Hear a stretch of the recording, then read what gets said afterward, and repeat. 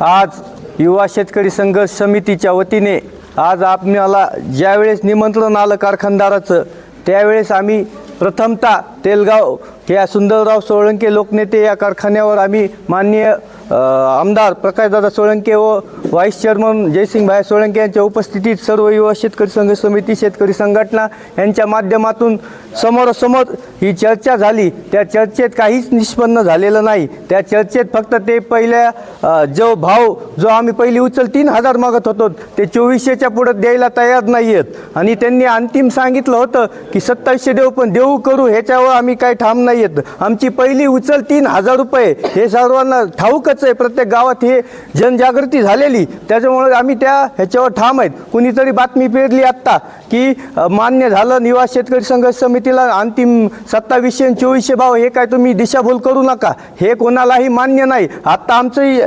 मोठी चर्चा झाली इथं आणि हे आंदोलन कायम चालू आहे। त्याच्यानंतर आम्ही दुसरी बैठक ही माननीय छत्रपती कारखान्याचे चेअरमन व्हाईस चेअरमन मोहनदादा जगताप यांच्या निवासस्थानी झाली आणि त्या वेळेस सर्व येथील शेतकरी संघटना सर्व नेते उपस्थित होते।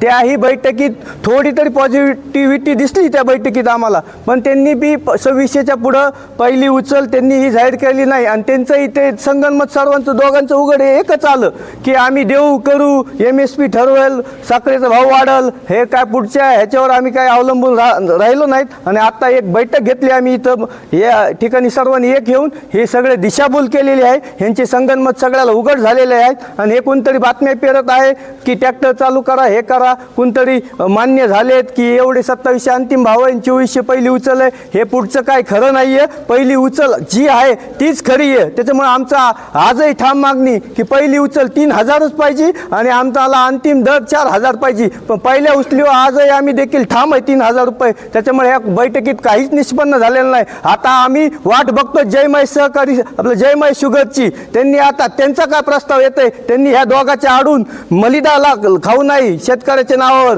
त्यांनी आता चर्चेला यावं आणि तुमची भूमिका काय आहे ते दाखवून द्यावी। त्यानुसार आम्ही आता ऑन फील्डवर आता लागलीच प्रत्येक गावात गस्त घालणार आहोत। शेतकऱ्यांना विनंती आम्ही येत आहोत, तुम्ही सज्ज राहा, एकही वाहन रस्त्यावर येऊ देणार नाहीत। आपलं वाहन आपलं हे जे आंदोलन आहे कोयता बंद, वाहतूक बंद, ऊसतोड बंद आणि कारखाना बंद, त्याच्यामुळे ह्याच्यात कसलीच माघार होणार नाही। हे तुम्ही सज्ज राहा, आम्ही येत आहोत, एवढं थांबतो बोलतो।